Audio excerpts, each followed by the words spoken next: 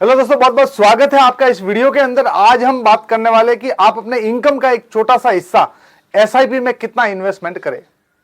बहुत लोगों का सवाल है, अलग अलग तरीके का सवाल है, लेकिन आज ये पर्टिकुलर एक वीडियो बनेगा जिसमें मैं बताऊंगा कि आपकी सैलरी जो कुछ भी है, एक्स आपकी सैलरी है, उसमें से कितना परसेंट आपको एसआईपी के अंदर इन्वेस्टमेंट करना चाहिए। अगर दोस्तों आप अगर एसआईपी के अंदर इन्वेस्टमेंट नहीं करते तो बहुत आपको आगे जाके इतना बेनिफिट नहीं मिलने वाला है, क्योंकि आज की तारीख में सबसे ज्यादा जो रिटर्न देने वाला जो प्लेटफॉर्म है वो है एसआईपी।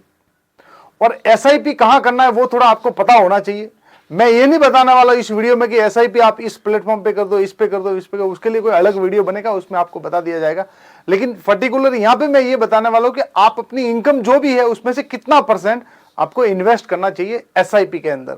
हम हमारी जिंदगी में अलग अलग जगह पे इन्वेस्टमेंट करना चाहते हैं, लेकिन कितना करें ये हमें पता नहीं है। दोस्तों, कभी आपने चूहे का जो बिल होता है ना, वो एक बिल नहीं देखा होगा। अगर चूहे का एक बिल है, वो उसी से आता है उसी से जाता है, तो एक दिन उसका डूबना, एक दिन उसका मरना निश्चित है। वो मर जाएगा एक दिन। आप बोलोगे सर कैसा मरेगा फिर? किसी दिन सांप आ गया तो सांप जिस बिल से घुसा है चूहा, उसी बिल से वो घुस जाएगा और सांप का काम तमाम कर देगा। इसलिए कभी भी चूहा अपना बिल बनाता है तो इधर से निकलने का, उधर से बाहर निकलने का, इधर से आएगा उधर से निकलेगा। यानी आप देखेंगे ना तो मल्टीपल वहां पे छेद रहते हैं आने जाने के लिए। उसको पता है चूहे को भी कि किसी दिन सांप देवता आ गए तो मेरा काम तमाम कर देंगे। तो हमें क्या करना है, हमें भी अपनी जो इनकम है, जो भी सैलरी है, जो भी इनकम है, उसका कहां कहां पे कितना कितना इन्वेस्टमेंट करना चाहिए वो सीखना बहुत जरूरी है। दोस्तों, अगर आप सीखना चाहते हैं, तैयार है, तो मैं आगे बढ़ता हूं आपको लेके। आगे चलते हैं। हम 4 तरह की कैटेगरी में आते हैं। आज आपको मैं बताने वाला हूं कि 4 तरह की कैटेगरी में जो फर्स्ट कैटेगरी है रिच, जिसमें 3% ही लोग हैं। कितना परसेंट?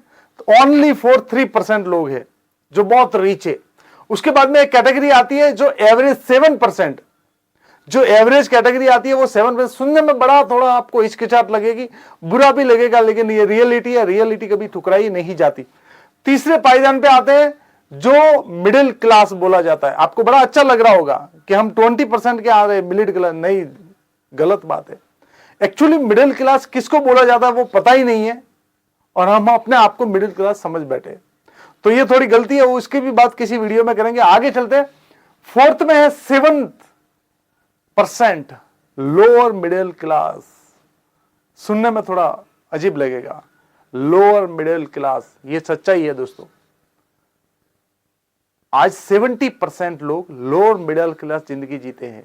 70 क्या 80% भी हो सकते हैं। हर दिन किसी ना किसी कॉम्प्रोमाइज की जिंदगी कर रहे, यानी कि वो लोअर मिडिल क्लास में है। अपने बच्चे की स्कूल की फीस भरने के लिए अगर वो कॉम्प्रोमाइज कर रहे, तो इसका मतलब ये समझिए कि लोअर मिडिल क्लास के अंदर आता है। तो इंडिया के अंदर बहुत सारे लोग हैं जो 80% लोअर मिडिल क्लास में आता है। आज आप वीडियो जो भी देख रहे हैं ना, उसमें से कुछ लोग होंगे जो लोअर मिडिल क्लास में है। माफी चाहता हूं इस शब्द को यूज करने के लिए, लेकिन बताना पड़ता है, बोलना पड़ता है, क्योंकि जब तक हम नहीं बताएंगे तो किसी को सुनने में अच्छा नहीं लगे, लेकिन ये रियलिटी है, समझ के चलो। आज हम एक पैराग्राफ देखते हैं कि people they are not saving money in the quick rich money. मतलब पीपल को, लोगों को क्या है, सेविंग नहीं करना है, इन्वेस्ट नहीं करना है, उनको जल्दी से जल्दी पैसा आ जाए, बस उनको जल्दी से जल्दी पैसा आ जाए। किसी को बोले कि आप 10 साल के लिए एसआईपी कर दो, अरे 10 साल बहुत लंबा है, 10 साल। किसी को बोले 15 साल की एसआईपी करो, 15 साल कब निकलेंगे? अरे भाई 15 साल कब निकलेंगे? आप 40 साल के हो गए, 30 साल के हो गए, 25 साल के हो गए, तो 15 साल आपके दादाजी, आपके पिताजी, वो कितना साल के हैं? क्या उनकी उम्र नहीं बढ़ी? क्या उन्होंने उतनी साल नहीं जिया? और आपको 15 साल बोला जाता तो बहुत लंबा लगता है। लेकिन रियलिटी ये है कि आपको दोस्तों ये सारी चीजें करनी पड़ेगी। अगर आप नहीं करेंगे तो आप बहुत पीछे रह जाएंगे और आपको हर समय पैसों को लेकर तकलीफ होगी। आज अगर हम जो तकलीफ देख रहे हैं जो पैसों को लेकर, अगर इसी फॉर्मूले को हमारे पिताजी, हमारे दादाजी ने अप्लाई कर दिया होता, तो आप मुझे बताइए कि क्या हम ये सारी चीजें तकलीफ में होते? आज हमें पैसों की प्रॉब्लम होती? शायद नहीं होती। जो स्मार्ट लोग थे, जो इंटेलिजेंट लोग थे, जिन्होंने दूरदृष्टि, जिन्होंने देखा कि नहीं इन्वेस्टमेंट करना जरूरी है, उन्होंने इन्वेस्टमेंट किया। हमारा उल्टा है, हमारी पहले सैलरी आती है, उसमें से खर्च करते हैं, बचता है उसको इन्वेस्ट करते हैं। लेकिन जो अलग लोग हैं उनका अलग है, वो पहले सैलरी आती है या जो भी पैसा आता है उसको इन्वेस्ट करते हैं, उसमें से जो बचता है एक पर्टिकुलर अमाउंट उसको खर्च करते हैं।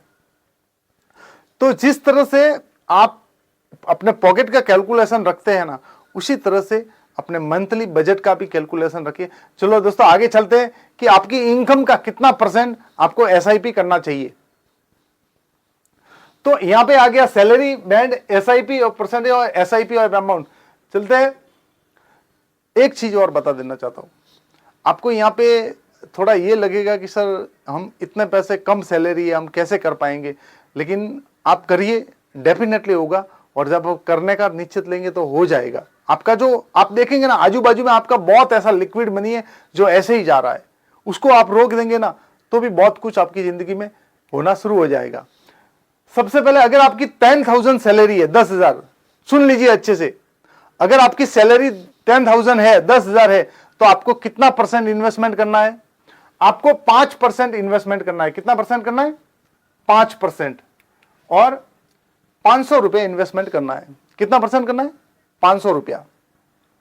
अगर आपकी सैलरी 20,000 है तो आपको इन्वेस्टमेंट करना है 5% ही, अभी भी 5% ही करना है।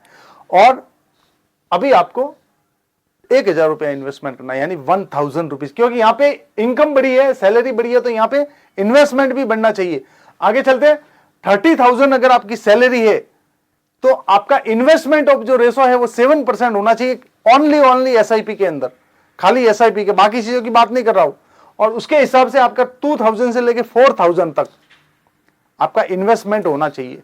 आगे चलते, जिस आपकी अगर सैलरी 40,000 के अंदर आती है तो आपका जो इन्वेस्टमेंट होगा वो 10% हो जाएगा, यहां पे 10% पे पहुंच जाएगा। क्योंकि जैसे जैसे इनकम बढ़ेगी वैसे वैसे इन्वेस्टमेंट भी बढ़ना चाहिए दोस्तों। ऐसा नहीं कि हमारी 10,000 सैलरी थी तो 5% करते थे, 40,000 सैलरी होगी तो भी 5% करते, तो ये बहुत ही गलत है। तो आप 10% के हिसाब से आपका 4,000 रुपीज इन्वेस्टमेंट हो जाएगा। और 50,000 अगर इन्वेस्टमेंट 10,000 के हिसाब से 5,000 हो जाएगा। 60,000 सैलरी है तो उसका इन्वेस्टमेंट 10% के हिसाब से आपका हो जाएगा 6,000। दोस्तों यहां पे मैंने अभी 40,000 पे 10% रखा, यहां पे 60,000 पे 10% रखा, इसका क्या मतलब? और आगे इंक्रीज होना चाहिए था, 50% होना, लेकिन नहीं। आप ये पैसा एक ही जगह पे इन्वेस्टमेंट नहीं करना, आपको अलग अलग जगह पे इन्वेस्टमेंट करना। अलग अलग जगह पे जब भी आप इन्वेस्टमेंट करेंगे ना तो आपको एक ही, मैंने आपको थोड़ी देर पहले बताया कि चूहे वाली जो कहानी है वो आपके साथ ना हो। अक्सर लोग गलती कर देते कि अपना पैसा एक ही बास्केट के अंदर डाल देते हैं और फिर वो, अगर कोई कंपनी ऐसी हो गई जो लेके चली गई तो फिर वो डूब गई। उनकी कितनी ही ऐसी बैंकें आई जो लेके चली गई, उनका लाखों रुपया चला गया, जो उनकी पूरी मेहनत की कमाई थी, जो बुढ़ापे में काम में आने वाली थी, वो पूरा पैसा लेके निकल गई। आगे चलते, 70,000 अगर आपका सैलरी है तो आपको इन्वेस्टमेंट करना है 12%।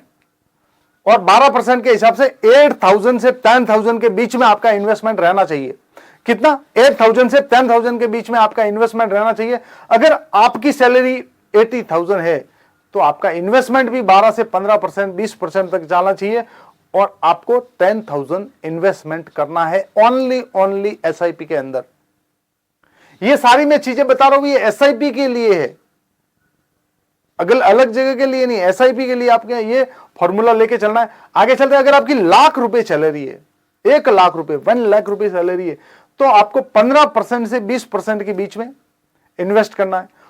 और 15,000 से 20,000 रुपए के बीच में, यानी 15,000 से 20,000 के बीच में आपकी इन्वेस्टमेंट होनी चाहिए।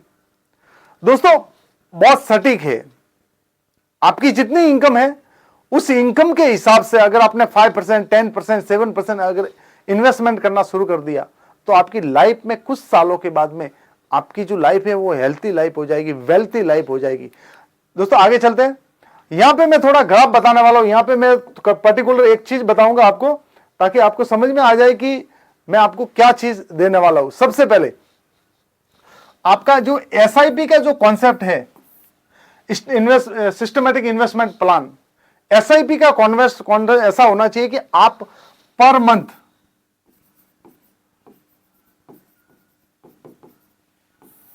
मंथ एक अमाउंट रखिए, पर्टिकुलर एक अमाउंट रखिए, जो भी आपका एक्स अमाउंट हो, पर 100 रुपए क्यों नहीं हो, कितना 100 रुपीज क्यों नहीं, और 1 लाख रुपए तक क्यों नहीं हो,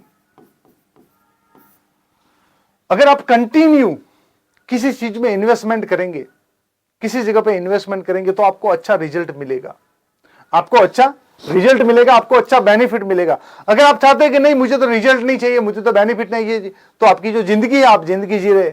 अगर वेल्थ क्रिएट करना चाहते हैं तो ये वीडियो जैसा मैंने बताया उस तरीके से आप करना शुरू कर दीजिए। आपको लगेगा कुछ सालों के बाद में, आपको लगेगा कि वास्तव में ये जो डिसीजन था आपका वो बिल्कुल सही था। दोस्तों मैं और भी बहुत एक सीरीज लेके आने वाला हूं जो वेल्थ के ऊपर है, पूरी तकरीबन 11 डेज या 9 डेज का ये सीरीज रहेगा। अगर आपको वीडियो पसंद आया तो लाइक, शेयर और सब्सक्राइब जरूर करें, और मेरा यूट्यूब चैनल को सब्सक्राइब कर देना, क्योंकि इसी यूट्यूब चैनल पे मैं लेके आने वाला हूं art of wealth mastery program, जो आपके लिए बिल्कुल ही फ्री है। आप सीखना चाहते हैं अपने पैसों को कहां इन्वेस्टमेंट करना है, कैसे अपने पैसों को रखना है, कहां पे इन्वेस्ट करना है, कहां पे नहीं करना है, कैसा पैसा है जो लिक्विड में नहीं है, कैसे उस पैसों को बचाएंगे, आपके घर में क्या क्या चीजें हैं जो आप फ्री में ऐसा पैसा दे रहे हैं या वो पैसा वेस्ट हो रहा है, तो ये सारी चीज सीखने के लिए इस चैनल पे बने रहिए। दोस्तों वीडियो पसंद आएगा तो लाइक, शेयर, सब्सक्राइब जरूर कर दे। मिलते हैं किसी अगले वीडियो के अंदर। थैंक यू, धन्यवाद, lots of love, thank you.